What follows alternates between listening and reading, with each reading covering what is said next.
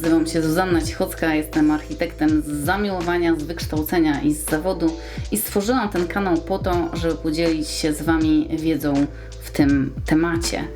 A dzisiaj temat, który przewija się za każdym razem, kiedy pracuję z klientami i za każdym razem mówię: na pewno nakręcę na ten temat film, bo znowu muszę przez jakiś czas tłumaczyć różne zasady i teraz kręcę taki film, nie tylko żeby pomóc w komunikacji między mną a moimi klientami, ale także pomóc Wam, uwaga, w czym?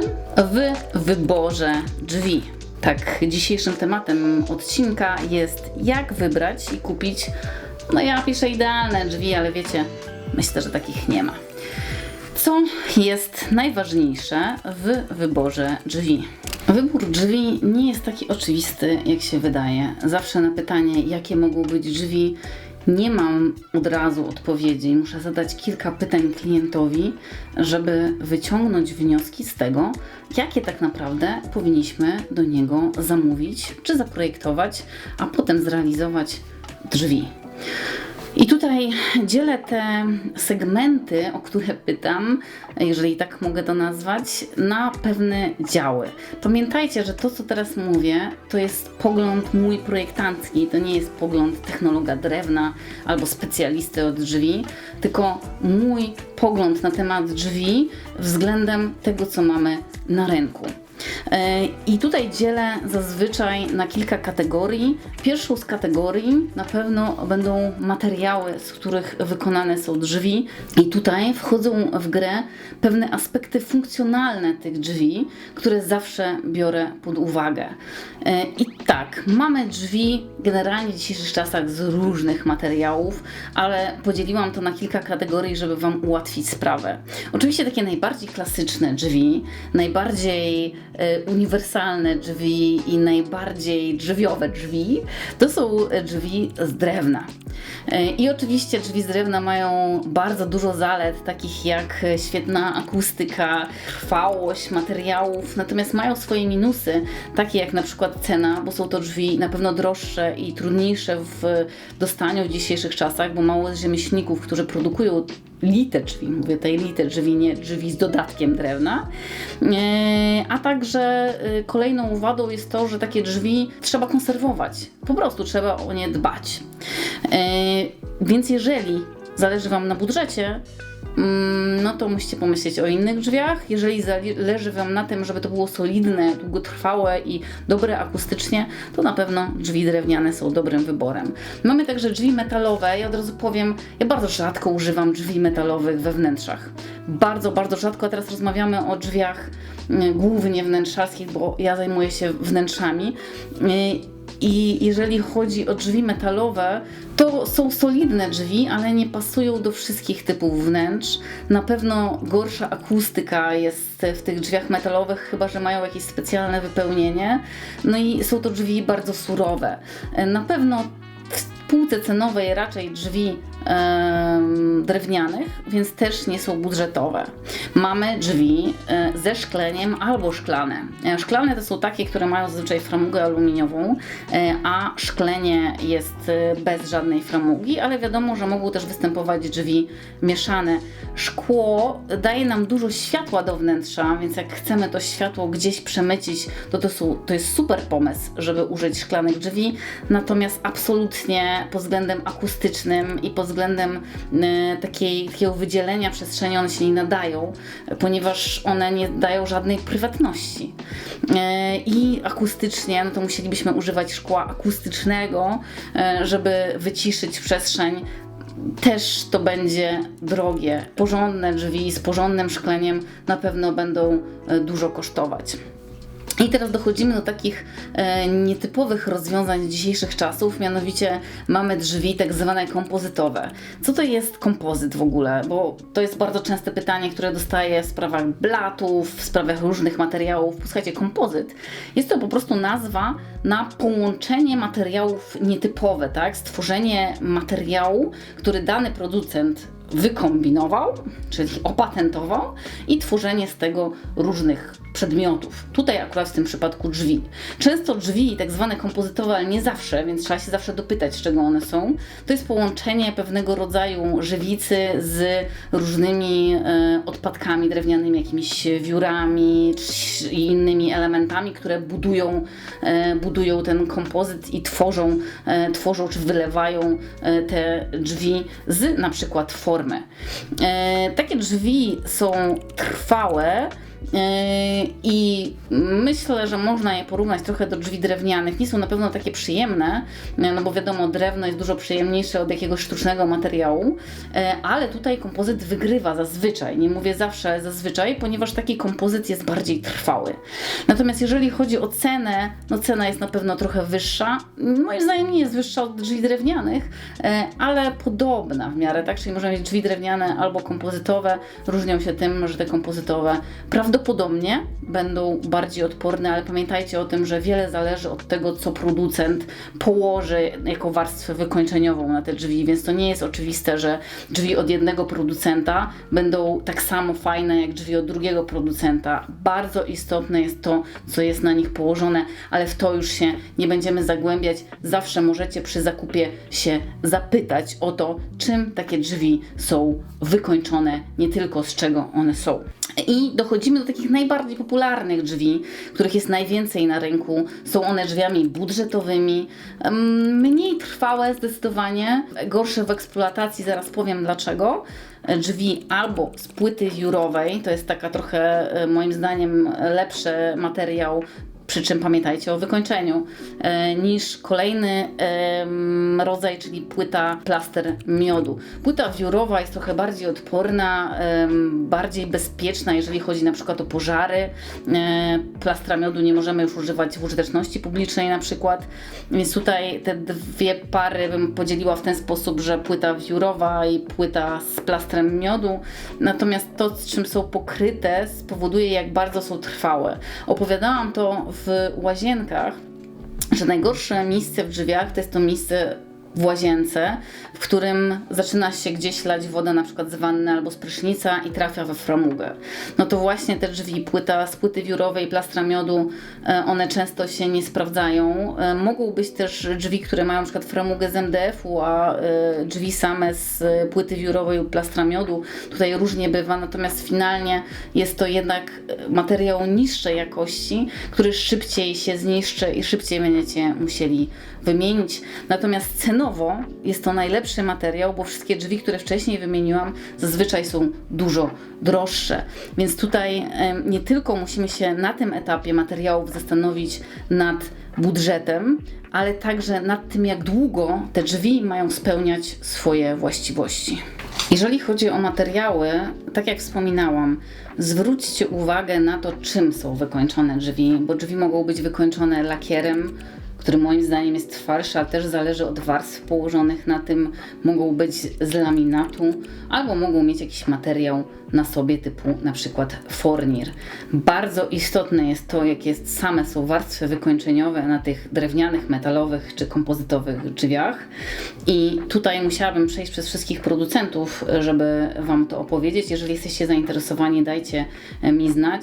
Sprawdzajcie tylko przed zakupem dokładnie, czym te drzwi są wykończone, ponieważ ja bym to ustawiała w ten sposób, że laminat no to jest ta najniższa jakość wykończenia, lakier to jest ta wyższa jakość wykończenia, no fornir no moim zdaniem jest bardzo wysoką, tylko trzeba na to, one muszą być zabezpieczone jakimś lakierem, ponieważ fornir sam w sobie wcale nie jest takim mocnym materiałem. Kolejną rzeczą, nad którą musicie się zastanowić przed wyborem i to koniecznie nim pójdziecie do sklepu, bo potem widzę te przerażenie w oczach tych wszystkich pytań, które zadają zazwyczaj osoby, które sprzedają drzwi i ten moment, kiedy wszyscy chcą uciekać z tych stanowisk, bo nie znają odpowiedzi. Posłuchajcie, będziecie przygotowani, jak obejrzycie ten film. Oczywiście to jest sposób otwierania tych drzwi, a sposób otwierania tych drzwi zależy od tego, jak potrzebujecie funkcjonalnie mieć ustawione to w mieszkaniu. I oczywiście mamy drzwi, które są klasycznie otwierane prawo, lewo.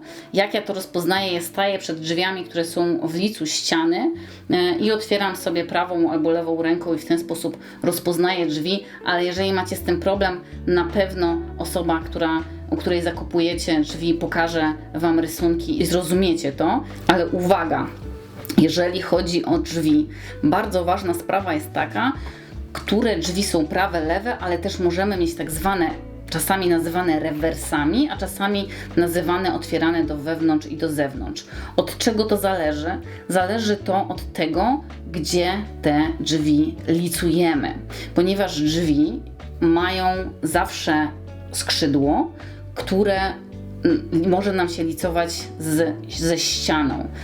Sama się plączę w tym, ponieważ nie jest to proste w przekazaniu Wam. Mam nadzieję, że zrozumiecie. Jeżeli będziecie mieć jakieś problemy, koniecznie komentujcie. Ja spróbuję to jeszcze dokładniej naszkicować.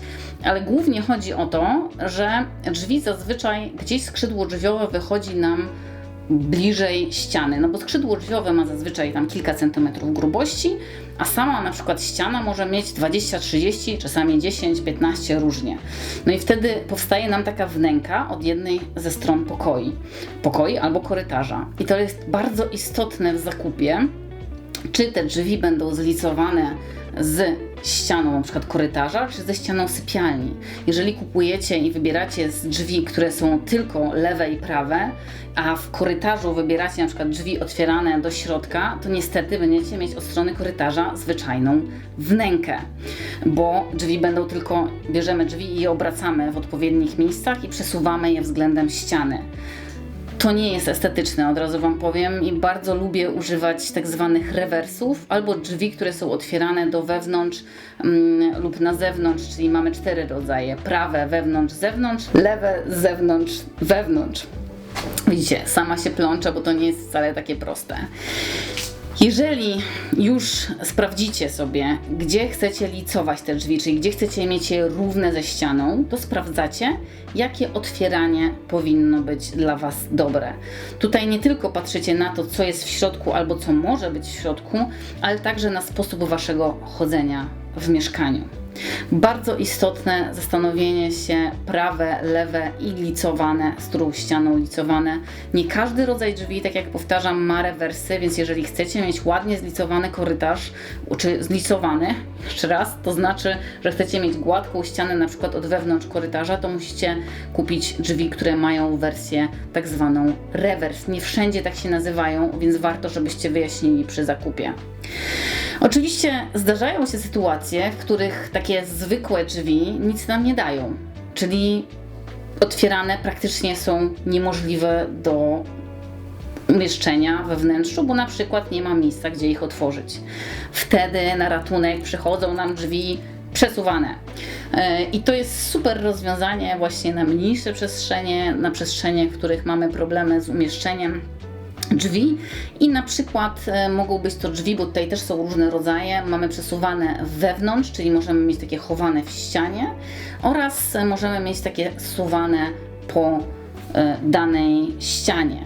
Oczywiście te chowane oszczędzają nam miejsca, a te suwane no nie za bardzo, bo tam, gdzie one się przesuwają, nie możemy nic postawić.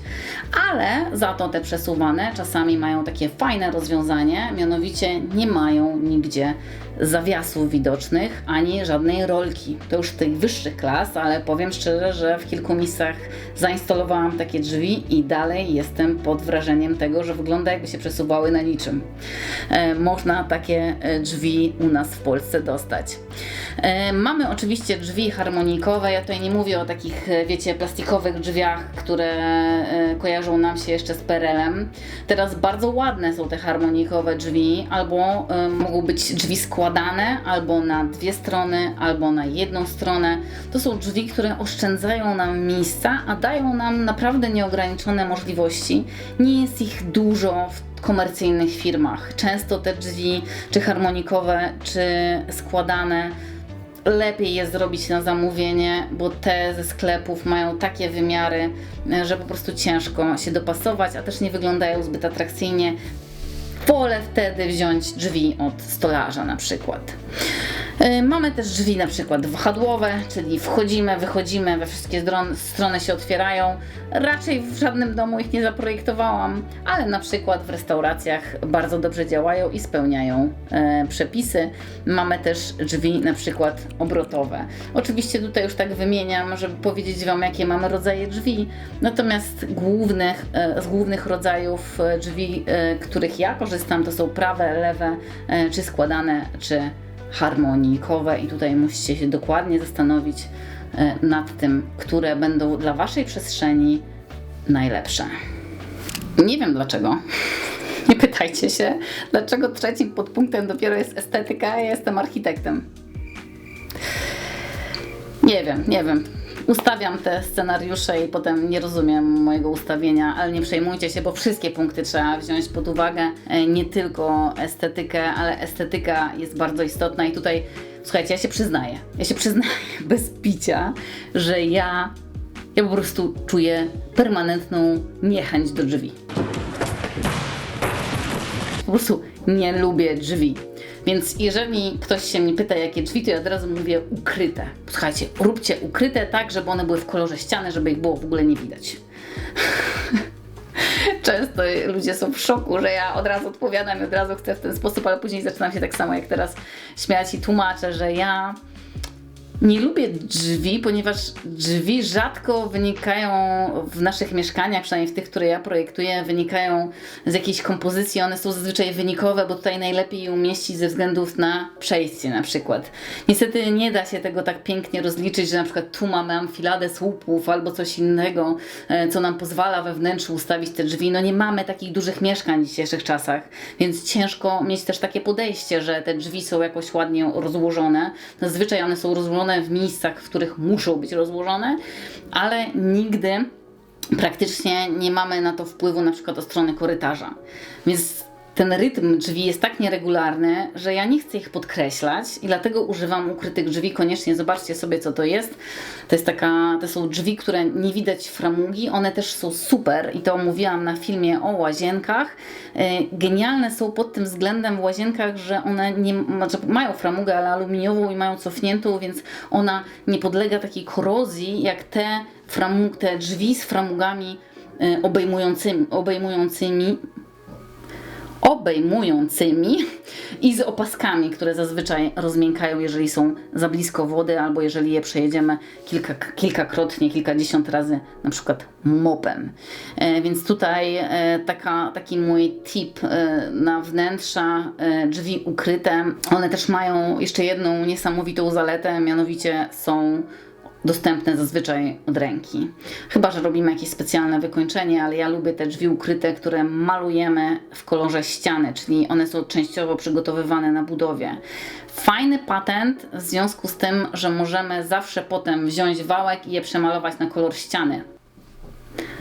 Efekt idealny, naprawdę idealny. Ja uwielbiam. Ale możemy, jeżeli to Was nie interesuje, możemy wchodzić w inne estetyki, możemy mieć drzwi pełne, które są zupełnie gładkie. Pamiętajcie o tym, że warto się zastanowić nad tym, czy chcemy, żeby była widoczna przylga, bo jeżeli nie chcemy, żeby była widoczna przylga, czyli tak naprawdę, żeby zawiasy były na wierzchu, tak prosto tłumacząc, to musimy wziąć drzwi bezprzylgowe, wtedy one są takie gładziutkie, ale dalej odstają trochę od ściany, tylko ukryte są, zlicowane ze ścianą, czyli zrównane ze ścianą, natomiast już nawet wersje bezprzylgowe troszeczkę od tych ścian odstają, bo mają taką konstrukcję po prostu. Te drzwi pełne mogą być zupełnie proste, zupełnie nowoczesne, ale także możemy mieć drzwi pełne, które są jakieś klasyczne albo stylizowane. Możemy mieć różne ramki na nich, różne ozdoby. To zależy tak naprawdę od fantazji producenta i od potrzeby projektanta.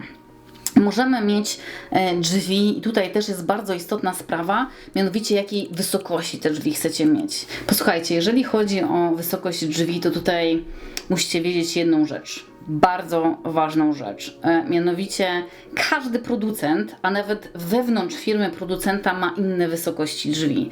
I to nie jest oczywiste, że będzie na przykład 205, czy 207, czy 210, jak zostawicie, to będzie to pasowało. Nie, każdy producent ma inne wysokości, jeszcze od tego inne wysokości do innych modeli, no szaleństwo, szaleństwo.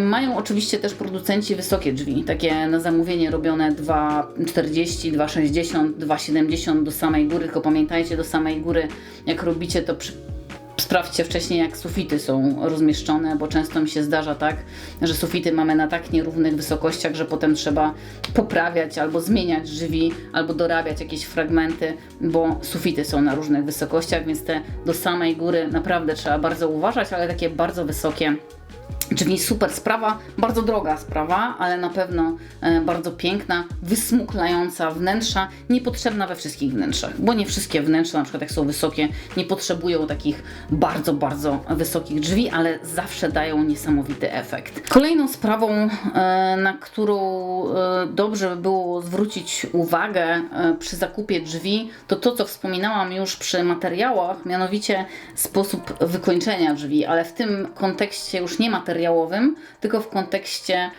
stricte wnętrzarskim, czyli jaki mają kolor, czy są błyszczące, czy są matowe, czy są z lustrem, czy mają na sobie fakturę, albo czy chcemy nakleić na nie fakturę, bo na przykład takie moje ulubione, jak już wspominałam, drzwi ukryte, mają możliwość też, nie wszystkie, ale część ma możliwość zrobienia faktury bardzo indywidualnej, tak, że wydaje nam się, że drzwi są na przykład gdzieś faktycznie ukryte.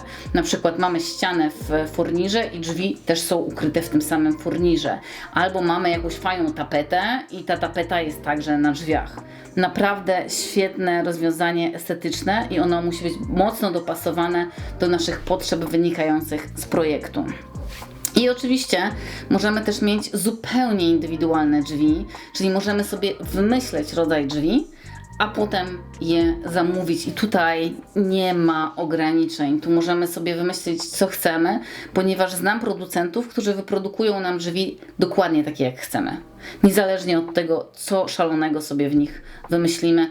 To już są ogromne koszty, z którymi musicie się zastanowić, czy stanąć twarzą w twarz. Pamiętajcie, że jeżeli macie na przykład 10 par drzwi, to jeżeli one kosztują na przykład 6000 zł, co i tak jest sporo na drzwi, to musicie to pomnożyć przez 10, macie 60 000. Często w momencie, kiedy decydujemy się na drzwi za 3000, na 6000, nie widzimy tego, że to jest aż taka duża kwota. Zawsze przemnóżcie to przez ilość, potem przez montaż oczywiście i zobaczcie, jak to Wam wychodzi budżetowo, bo często mi się zdarza, że decydujemy się na coś fajniejszego z klientami, a w międzyczasie musimy jednak to zredukować, bo kasuje się, że jak dodamy 50% tu, 50% tam, 100% tam kosztów, to koszty remontu ogromnie rosną. Zupełnie niepotrzebnie. Możemy kupić coś fajnego, w dobrym budżecie, a pasującego do wnętrza i niekoniecznie musimy wydawać na to miliony monet. No i na końcu, a możecie też na początku oczywiście, bo to jest najprzyjemniejsze, możemy wybrać sobie dodatki do drzwi. A takimi dodatkami są klamka, bardzo dużo rodzajów klamek na naszym rynku. Są zwykłe klamki, są gałeczki, są klamki naprawdę bardzo ciekawych kształtach. Oczywiście tutaj zależy od koloru, czy to jest czarne, szczotkowana stal, chrom, białe, czarne, kolorowe. Możecie wybierać, to zależy wtedy bardzo od estetyki wnętrza. Ale także popatrzcie na takie ciekawostki jak na przykład otwieranie elektroniczne drzwi, czy otwieranie na odcisk palca. Wiem, że to już szaleństwo i wiem, że ta elektronika nie każdy ją lubi i tutaj akurat te otwieranie na przykład na kciuk czy na odcisk palca to jest otwieranie dotyczące zewnętrznych drzwi. Bardzo ciekawa sprawa, ale zobaczcie sobie takie rzeczy. Ja myślę, że jeżeli będziecie decydować o drzwiach, warto zobaczyć, co fajnego jest na rynku, co nowego jest na rynku, jeżeli oczywiście jesteście takimi rzeczami zainteresowani. Teraz koncentracja. Bardzo ważny podpunkt. Mam nadzieję, że dotrwaliście do teraz, bo te wszystkie podpunkty musicie spojrzeć na nie jako na całość i po kolei przez nie przejść. Nie możecie mieć wyciągniętych tych elementów z kontekstu i na ich bazie zakupować drzwi, bo wszystkie te elementy dotyczące drzwi są istotne. I teraz uwaga, bardzo ważna sprawa. Pamiętajcie o tym, że czas realizacji drzwi jest bardzo różny.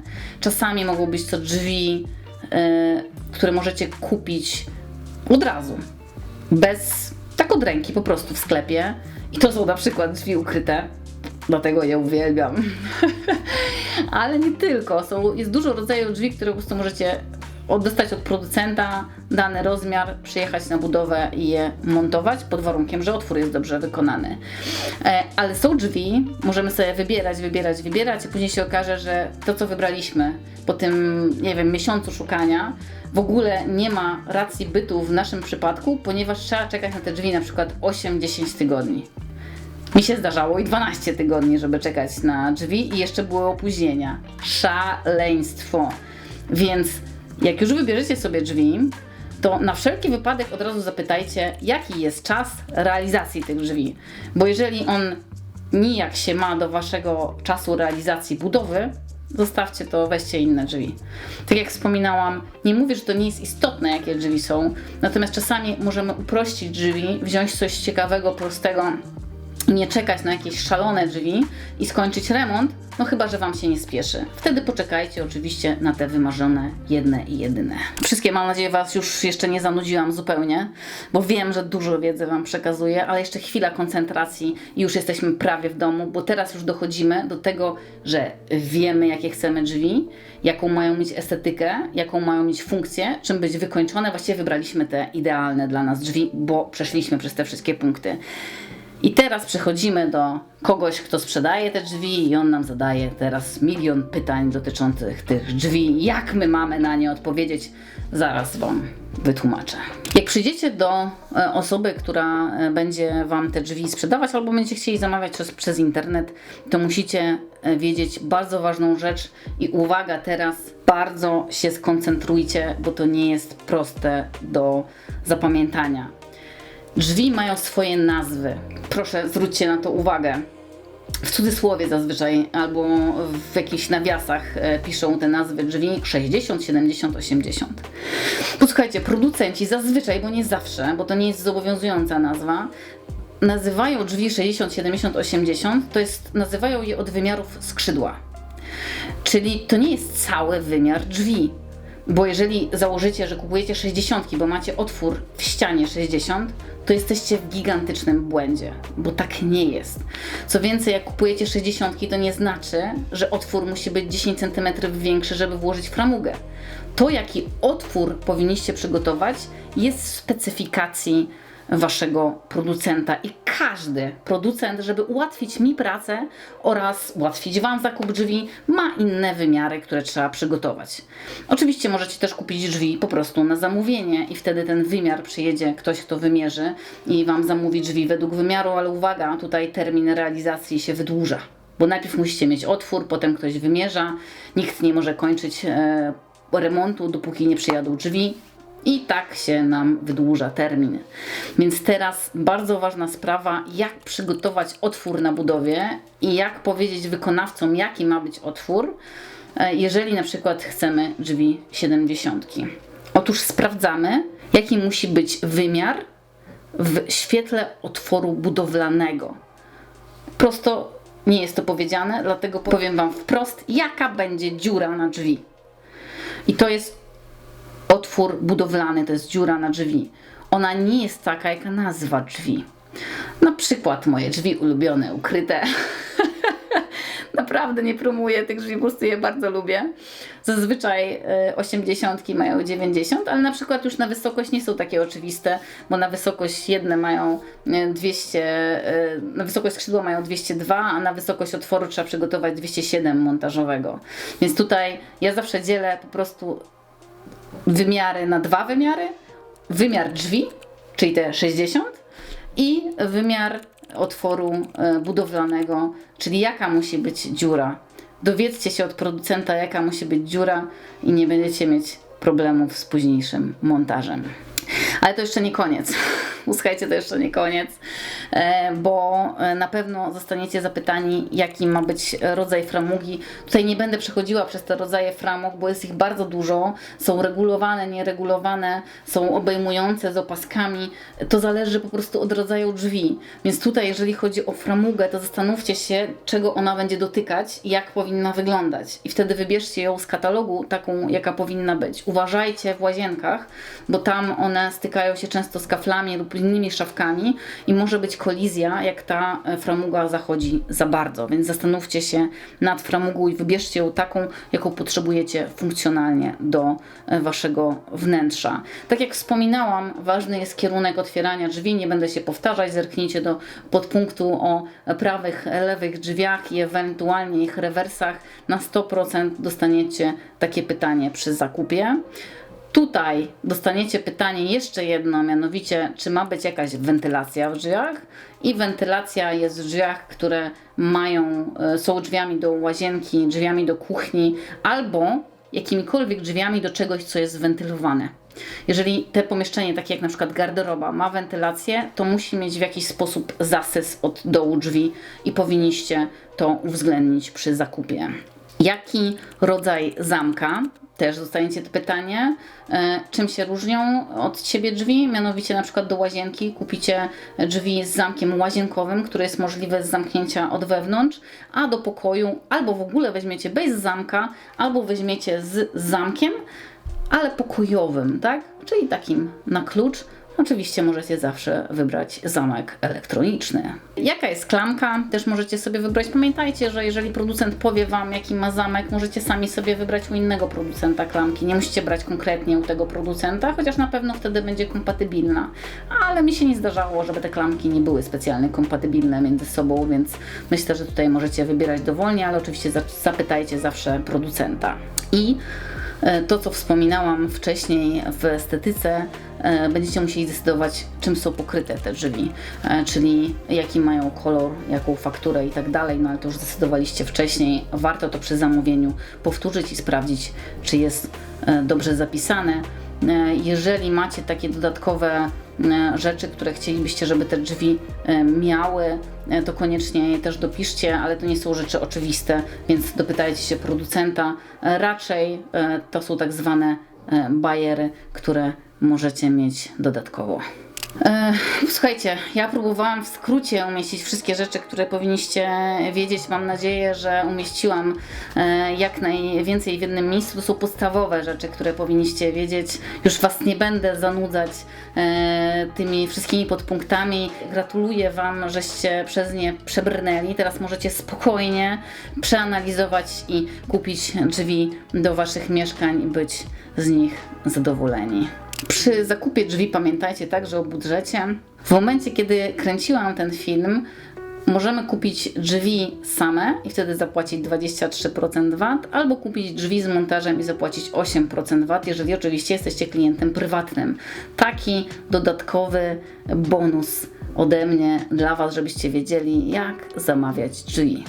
Mam nadzieję, że film będzie dla Was przydatny, że te wszystkie informacje, którymi Was zarzuciłam, poukładają Wam się w głowach i pomogą w zakupach. Jeżeli chcecie, żebym nakręciła film, który będzie bardziej szczegółowy, albo może macie jakiś film, który chcielibyście, żebym nakręciła, koniecznie komentujcie. Ja z przyjemnością nakręcę film specjalnie dla Was. Wy jesteście moją inspiracją i Wasze problemy architektoniczne też są moją inspiracją, więc koniecznie komentujcie. Subskrybujcie kanał, jeżeli chcecie zobaczyć nowości. Wiem, że długo nie kręciłam, ale obiecuję, teraz już się naprawię. I koniecznie zobaczcie inne odcinki na moim kanale. Na pewno Wam się przydadzą w czasie remontu, a tymczasem do zobaczenia.